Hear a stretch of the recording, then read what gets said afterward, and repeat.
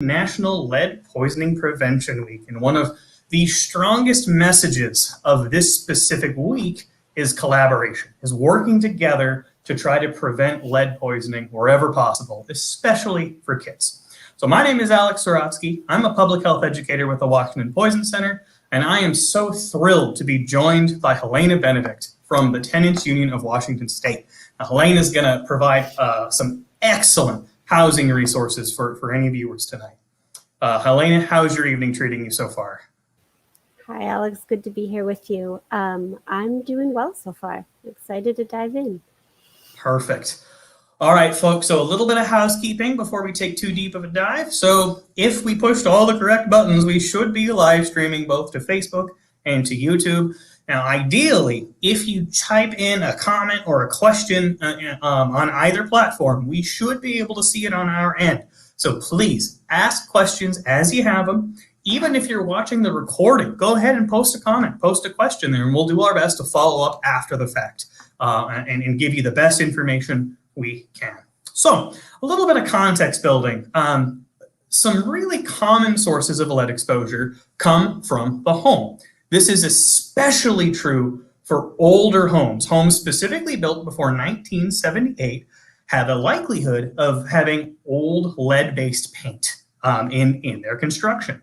Now, dust and chips from old lead-based paint are actually the single most common source of lead poisoning for kids in the United States. So this is one of so many examples of how having a healthy and safe home directly impacts the health and safety of you and your family and your household. If you're not sure how to tell how old your home is, we'll post a link in the chat box here that gives you kind of there's a tool you can use to kind of see the property report of your home. We also put together a little video earlier in the week. I'll share the link to that once we get going as well. So before we talk more about lead, I'd like us to center our organizations a little bit. So Helena, do you mind giving us a bit of an overview about the Tenants Union? Thanks for that intro, Alex. I'd love to. We are a statewide organization, the Tenants Union of Washington. We have an office in Seattle, an office in Spokane, doing incredible work on the east side of the state, and we are joined more recently by a staffer in Olympia, and then we do have a statewide hotline, and especially throughout the pandemic with Zoom, are trying to really amp up our organizing in other parts of the state and sort of live up to our statewide mandate. We provide tenant education and counseling resources through our hotline, our website. Previously, we did a lot of in-person clinics and workshops that we've tried to transition to different online formats with, varying degrees of success. But that kind of education and one-on-one advocacy generally looks like making folks aware of what their rights are as renters in Washington or under any local regulations that might be in place where your home is, and helping folks kind of brainstorm and strategize how to solve problems that come up when landlords are not doing the right thing, right? And they're not obeying the laws or living up to the mandates that they have. We also do tenant organizing, which can look like helping neighbors unite around maybe trying to challenge a rent increase, resist a displacement, get repairs made that are bigger than individual family can take on their own. And we do legislative advocacy in terms of trying to make sure that renters have a voice when lawmakers, we know they hear a lot from landlords, a lot from organized lobbies, and trying to get tenant stories and needs also into the mix.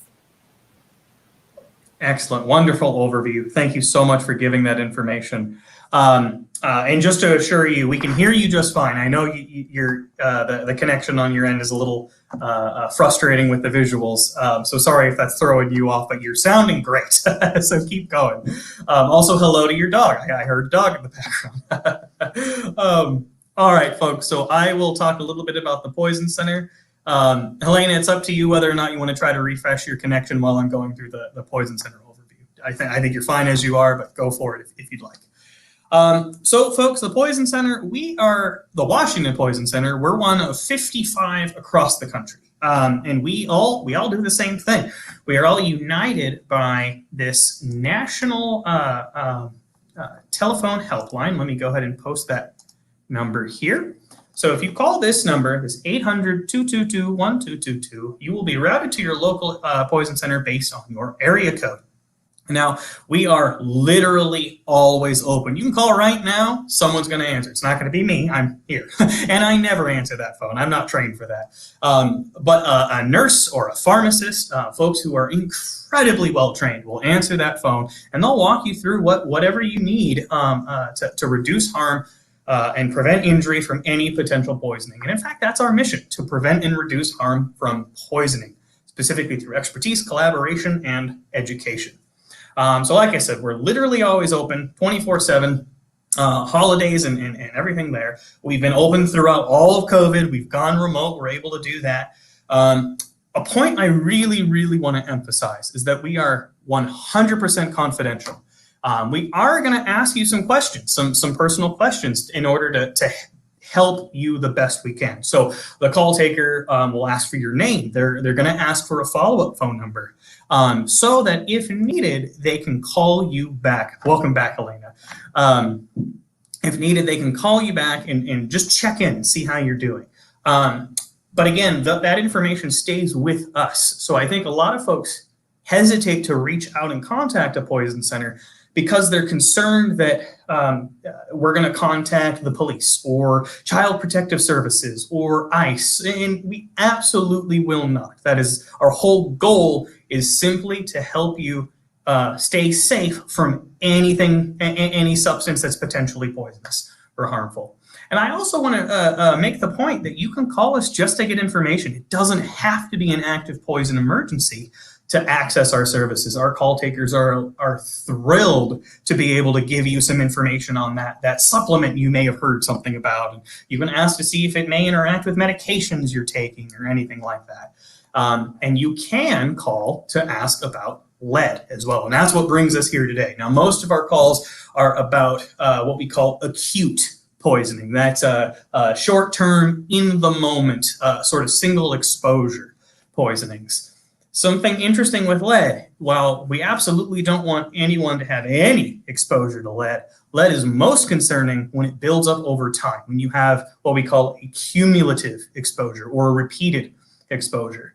And so occasionally we will get calls about lead poisoning, and we can help point folks in the right direction. We can try to help folks connect to resources they need. Sometimes we'll get calls from healthcare facilities, sort of to get an extra consultation on a particularly challenging case. All right, so let's do a bit of a sound check, Helena. Can you hear me all right?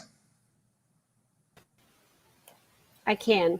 All right, I turned off my camera, which is probably not encouraging, but no, you're good. I've been learning a lot.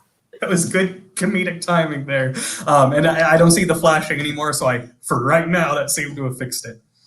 Okay, and I realized, I apologize, Helena, I forgot to push the button to show the Tenants Right hotline. So let me do that right now.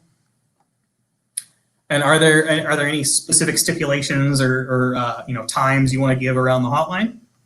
So our hours currently are Monday through Wednesday, 10 a.m. to 12:30, and then 1:30 to 4. Thursday, we're open just in the morning, 10 to 12:30, and then Friday, again, 10 to 12:30, 1:30 to 4, and Saturday, 11 to 3. I'm also going to send you the link to our website, Alex, because that was a lot of details in the weeds, and that includes the number again, our hours, and a lot of good resources, honestly. I do want to say that, unfortunately, we have a very high call volume, and it can take a long time to get through to us. I know that that's very real and very frustrating to folks. I'd be happy to share my phone and email at the end of the session, maybe in case folks really can't get through on our hotline. And our website does have some good kind of information to read up on in the meantime. Excellent. All right, I got that link shared. Thank you so much for sending that my way. Okay, so I think it's a good time for us to go ahead and dive into things. And a reminder, folks, especially if you're tuning in late, not a problem at all. Feel free to ask questions through that comment section there. We'll do our best to answer as we can. So, Helena, just big, broad question. What can you tell us about housing rights in Washington State, specifically related to lead? Yeah, that's a great question. Unfortunately, I do have to kind of preface with a couple things about the Landlord-Tenant Act, which is the statewide law that sets kind of the bare minimum, the floor, shall we say, for tenant rights in Washington. Some cities or jurisdictions may have additional language, but for the state, there is what we call the Landlord-Tenant Act.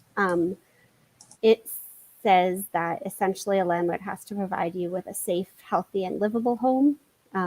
They need to make repairs if there are any conditions that don't meet that standard, but it does not mention lead specifically. And of course, a landlord would be bound by federal laws and other general regulations, but you can't really refer to the state laws as an additional backup in that scenario. Which doesn't mean you can't point to it if you discover there's lead in your home to say, like, this is not safe and healthy for my children. Obviously, what are you going to do about it? But it's a little bit of working how the problem that you're facing fits into the relatively sparse legal framework that, unfortunately, we do work with in this state. The other main thing that I have to be real with folks about is that the Landlord-Tenant Act is essentially self-enforced. It means that there's not a governmental agency or oversight body that's necessarily going to come after a landlord and say, you know, you're missing X, Y, and Z points on this Landlord-Tenant Act. So thinking about other ways to pressure your landlord to come into compliance with the law is really important. I don't want to get lost in the weeds right now, Alex, but I'm sure later in the presentation, we can come back to practically what that looks like for folks and what some strategies are. All right, sounds good. Thank you. Thank you for that overview. And that is definitely useful for folks to realize that lead is not specifically stated in the Landlord-Tenant Act. And as we learn more and more about lead poisoning, as we see more and more policy shifting in the state about recently, I think it was House Bill 1139 passed, so that there's going to be additional testing of lead content in water fixtures at schools in the state. We're seeing more and more of these policy changes. Personally, it's a little alarming to realize that there's not lead mentioned in that specific state act. So thank you for walking us through that. Now, I'm curious whether this is a federal or state thing. Is there any requirement for landlords to provide information about any testing for lead that may have happened in a home, like in the lease or anything like that for tenants who are moving in? That is not a statewide requirement, at least in terms of specific to the landlord-tenant relationship. There are some cities, I believe Seattle requires more disclosures in the lease or as you move in. So if you're happen to be in an area where that is covered, they would at least need to tell you, but that's not like a universal, at least, you know, it might be that, to be honest, Alex, I don't feel up on like national lead laws, or like there may well be disclosures that you can fill us all in about, but specific to the landlord-tenant relationship, that isn't additionally touched on. All right, perfect. Thank you. Thank you for walking through that.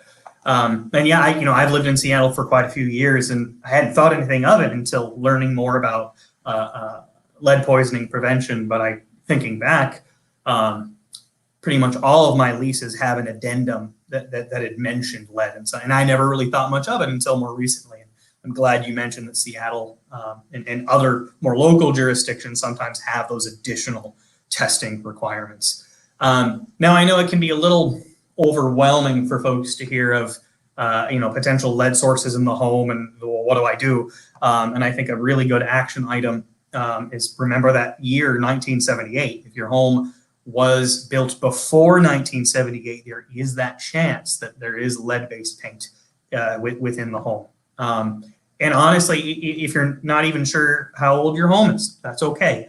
Are one of the biggest action steps we've been encouraging folks lately with lead poisoning prevention is to get a blood lead level test, to talk to your doctor and get that blood test, because that is one of the that is the surefire way to see if you've had any sort of lead exposure.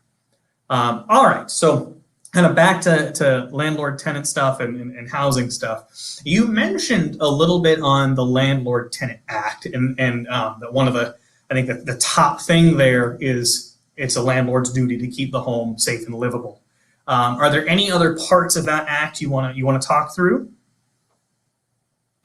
Yeah, thanks, Alex. I appreciate that. I feel like I can sometimes get so frustrated about the holes in the act that I forget to emphasize the rights that people do have, which is not very helpful. So I appreciate you bringing us back around. Absolutely. In addition to keeping the home safe and livable, a landlord has an obligation to provide hot and cold water, heat and electricity to all of their tenants, to repair appliances such as plumbing, electric, and structural infrastructure issues to keep the home safe and weatherproof.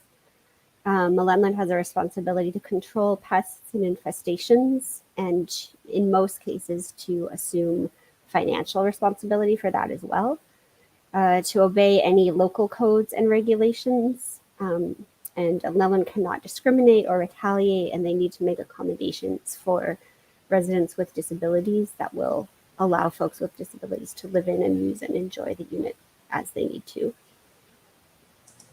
Thank you. Thank you for walking us through that. So again, this is a big, giant, probably very complicated question, but are there basic steps you have that you recommend for folks to keep in mind if they believe that their home isn't safe from lead specifically, but could be other situations, and that they're in need of a repair? Yeah, I think that the advice you gave about encouraging folks to get a blood test, right, to know what kind of exposures they've had, that is a really good segue into the advice that we give folks, which is always to write things down, to document as much as possible any issue or situation that you're experiencing. If you can, if it's a problem that you can take photos of, do that. It's great. It's really helpful. Obviously, some things won't show up in a picture, and so documenting things like the first time that you noticed it and what the effects have been are going to be really important. The law does say that to request a repair, you have to make that known in writing to your landlord. I think for that reason, a lot of landlords will encourage folks like, oh, just give me a call, I'll be there, I'll fix it all, you know.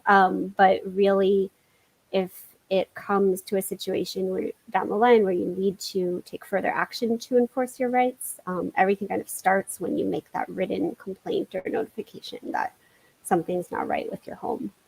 And again, including photos if you can, or any kind of test results, testimony, anything that's going to help lay out what the problem is. The law does give timelines after you've brought that to your landlord's attention, right? Hey, this is wrong, this is not safe, you need to help me out. Those timelines are the landlord needs to take action within 24 hours for a condition that deprives the tenant of hot or cold water, heat or electricity, or is otherwise imminently hazardous to health. 72 hours, so 3 days for things like a major appliance, a toilet, a Ranger oven, something like that, not being workable. And then 10 days for most other kinds of repairs.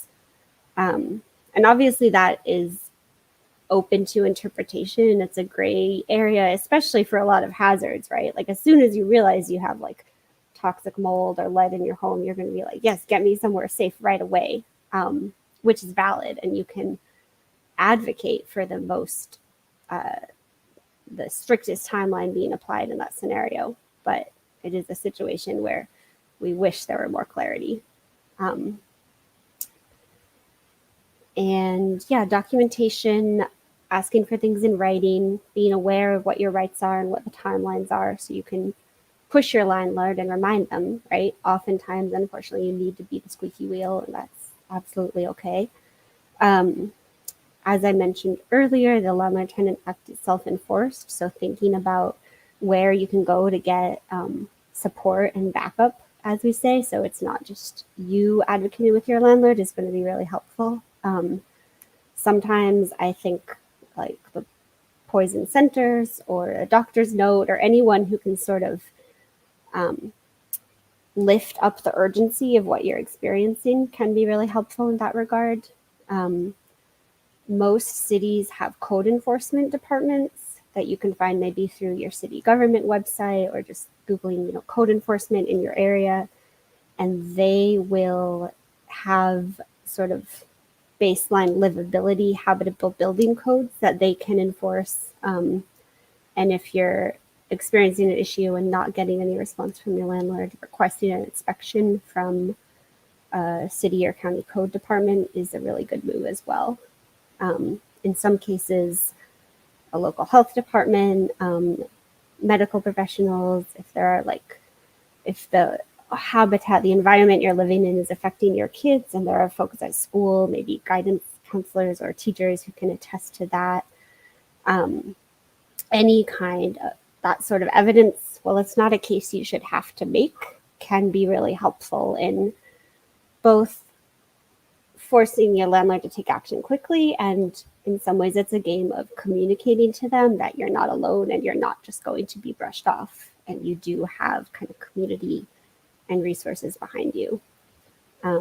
Same if you live in an apartment building or even a different kind of setup, and for example, sometimes landlords are notorious, right? They buy like 20 older homes and they don't maintain them, and maybe you can look up records and find where else your landlord operates and talk to those people. And that's the kind of thing that Tenants Union it's easy for me to say it here, right? It's actually a lot of work and can be scary to do, and that's super real. But that kind of collective action, like you mentioned at the beginning, Alex, that theme of collaborating and working together is sometimes one of the strongest tools we have to push landlords to do the right thing. And that is something that we can help you with as well. Thank you. Thank you for walking through that. And, something I'm thinking about as you were walking through, the need to document, the need to put things in writing. One of the difficult things with lead poisoning is say you get a blood lead level test and there is an elevated lead level. Ideally what that does is that prompts, your doctors, that prompts local public health folks to help you figure out what might be the source of that, right? And there are so many possible sources of lead exposure. And I keep coming back to paint, so to lead-based paint in the home, because we're talking about housing right now. And, something I'm thinking about too is that an area, if you're suspicious or that there is lead paint in your home, an area to look to are what we call friction points. So friction, window sills, window frames, door frames, areas where there is that kind of constant, rubbing there that could get the paint to start chipping. Those are areas that can be concerning, and we typically recommend folks as sort of a prevention strategy to do what we call damp cleaning. So using a wet mop, a damp rag.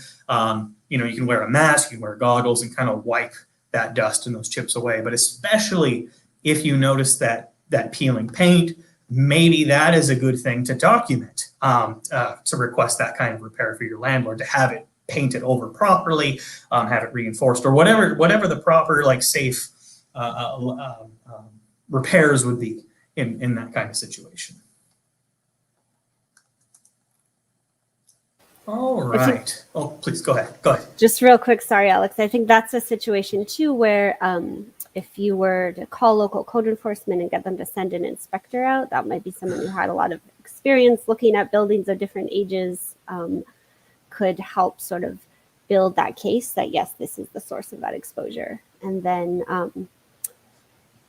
potentially if it were a situation where the code enforcement decided look, this cannot actually be rehabbed in a quick way, right? If this is in the pipes or if this is a building wide paint job and the landlord can't just do it over the weekend, were the code enforcement to condemn that property or that unit, then the landlord would have to pay relocation expenses.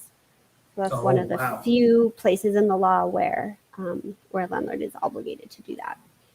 Okay. Another So good if reason you, to try and get code enforcement on your side. They have that authority.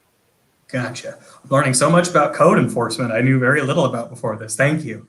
Um, so I want to shift gears a little bit and bring it back to working with the tenants union specifically.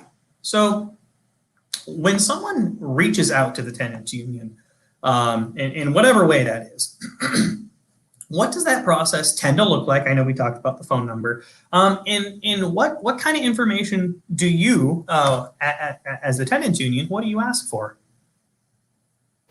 Yeah, we generally ask for someone's name and callback number so we know kind of who we're talking with and are able to reach back out without having to wait on our hotline again if we lose connection somehow. We do ask for, generally our default is to ask for an address because it might help us look up who the owner is, make sure you're within those city limits.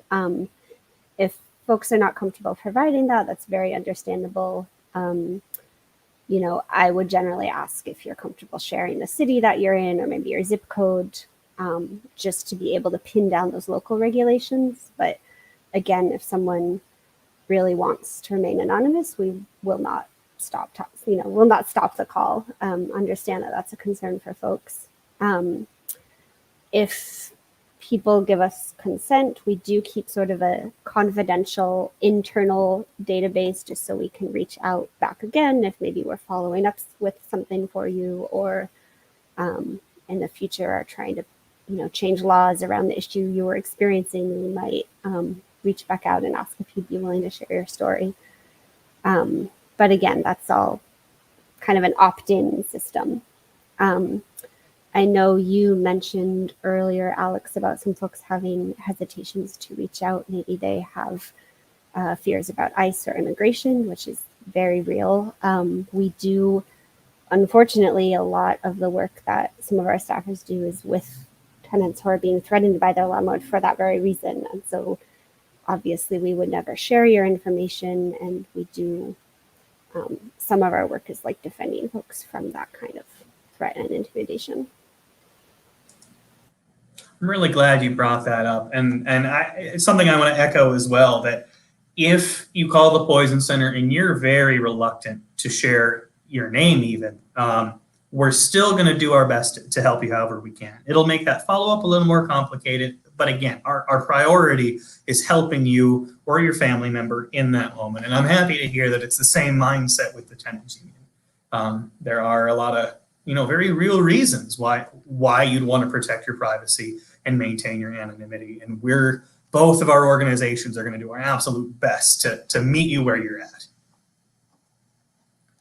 Now, I want to ask a question on accessibility with the tenants union. Do you offer resources in languages other than English?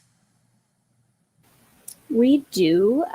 We regularly offer workshops, and we can offer tenant counseling in Spanish. We have several bilingual staffers. If someone calls and needs services in a language that isn't Spanish or English, we do have access to a phone interpretation system that is generally they can get us connected with someone pretty quickly, and then there will be a third-party interpreter on the call. Obviously, that's not perfect, right? Like interpretation brings its own sets of challenges, but it is a service we have readily available. Right. And again, I'm chuckling to myself at the overlap of, we do such different work in a lot of ways, but seems to, have similar priorities and values, which I really love. We also, the Poison Center also has an interpretation line that we can access. And again, I echo what you're saying, that sometimes that can be a frustration for someone calling to have a third person come into the conversation. It can slow things down a bit. And I do want folks to remember that we do have access to that, should you need.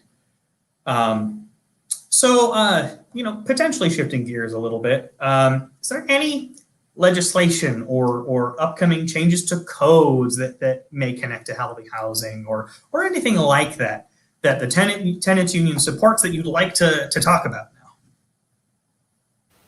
Yeah, we are definitely, well, unfortunately, we are pushing right now to extend some of the what Governor Inslee called his bridge proclamation, kind of limping along some of the COVID-19 eviction moratorium protections. I'm actually going to put a link to our action network in the chat, if that's okay. A simple way for folks to send an email and ask that the governor extend those interim protections through March of next year. We are sort of gearing up around the coming legislative session. Can't yet give folks like bill numbers or a promise around what might be on the table, but we are absolutely going to be pushing for rent control legislation. That's something that we have not had ever in Washington, but especially as sorry, I'm realizing I'm throwing a lot of information at folks, but I should maybe start by saying last year, thanks to tenant organizing, a couple important protections shifted. I'll just go over those briefly. One is what's called just cause eviction protection, which says that a landlord needs to give a valid business reason in order to end a tenancy. And that is really important because it means that they can't just ask you to leave with no justification the minute you call in a repair. So I want people to internalize that a landlord might try that. They might give you a notice, but it most likely will not be legally binding and it's something you can stay and fight. But because we don't have rent control, an option available to landlords for retaliation is raising the rent. They're not allowed to do that if you can make a clear link between your actions and their rent increase as kind of a punishment for that action. But the burden is on the tenant to sort of show that cause and effect. And we know that regardless, rent increases are displacing folks, leaving them homeless across our state. And so we want to put a stop to that. That's our biggest legislative priority going forward.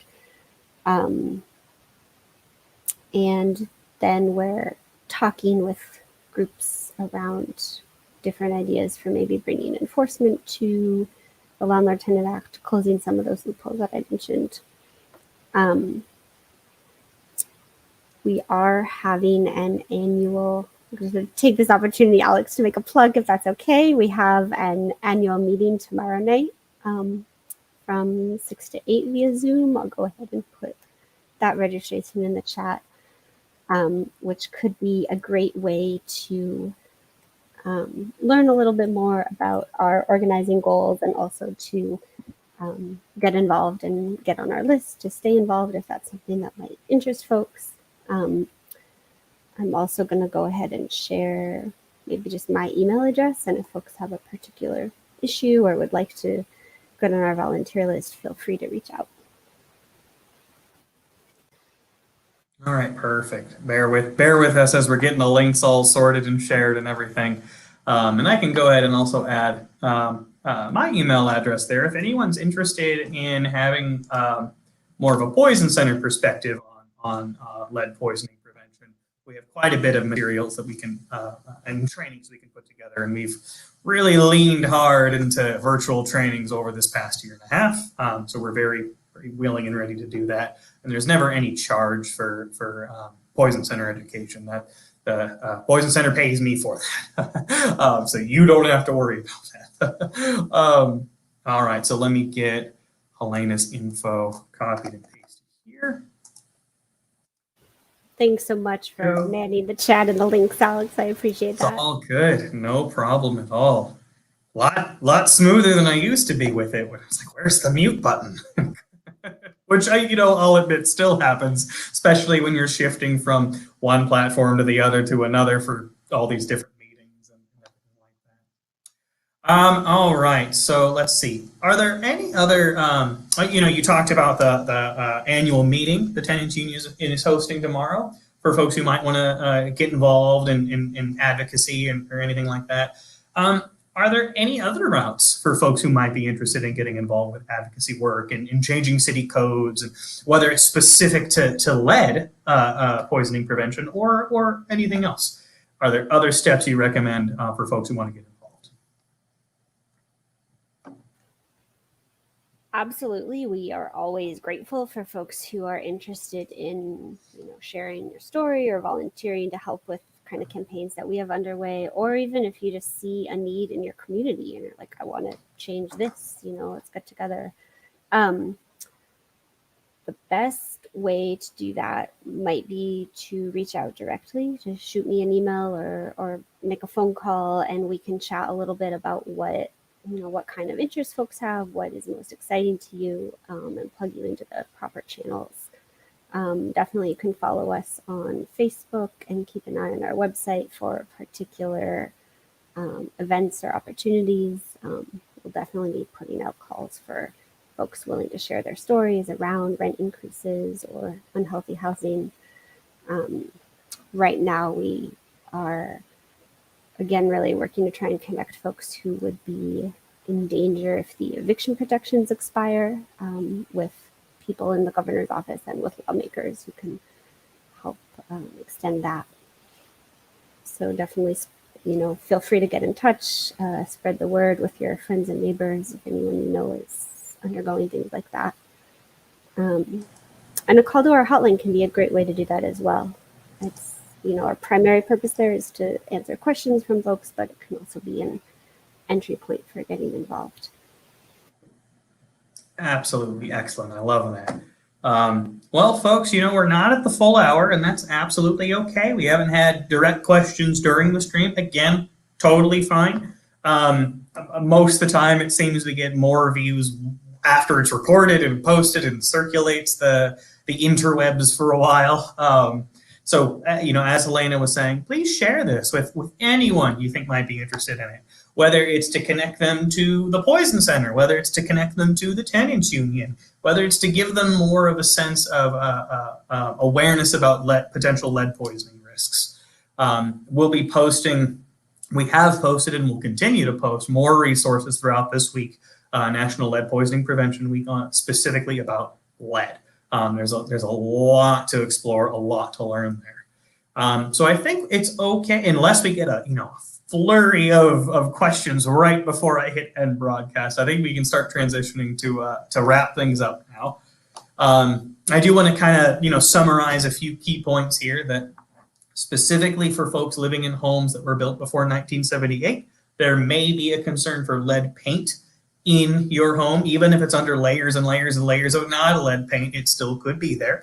So for folks who do have to deal with lead-based paint in their home, that we walked through a couple strategies on damp mopping, damp dusting, damp cleaning in order to keep that dust and those chips under control. Please, even if you don't think you have any exposure in your home, just go ahead and get a blood level test. Talk to your doctor about that. And that is the surefire way to see if you've had any sort of lead exposure. Helena's walked us through a bunch of different strategies on how to advocate for yourself, how to advocate for your loved ones. If you are in a situation where you need to push for a repair that would help for your safety in your home. Once again, here is the Tenants' Rights Hotline, 206-723-0500. We shared the link to the Tenants Union website with their hours there. I'll go ahead and once again show the Poison Center, the Poison Helpline. This is the national helpline. It works everywhere in the country. It even works in parts of Canada. Feel free to call us at any point for any sort of potential poisoning. It doesn't have to be lead. It could be any sort of thing. We've had tons of calls since the beginning of the pandemic about cleaners, folks getting hand sanitizer in their eye, folks mixing different cleaning products. Don't do that, please. Don't mix cleaning products. And if you do, call the Poison Center. There's no shame. We've heard weirder stories than yours, I promise. And we'll do our absolute best to keep you home. We'll refer you to the ER if we really need to, but we'll do our best to keep you home and keep you safe. Now, are there any last thoughts, last messages you'd like to share with folks who are watching live or folks who are watching the recording?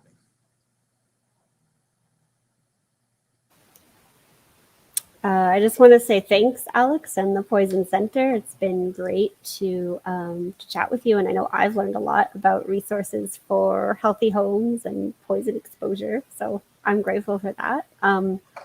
I think just, grounding folks in the idea that if there is,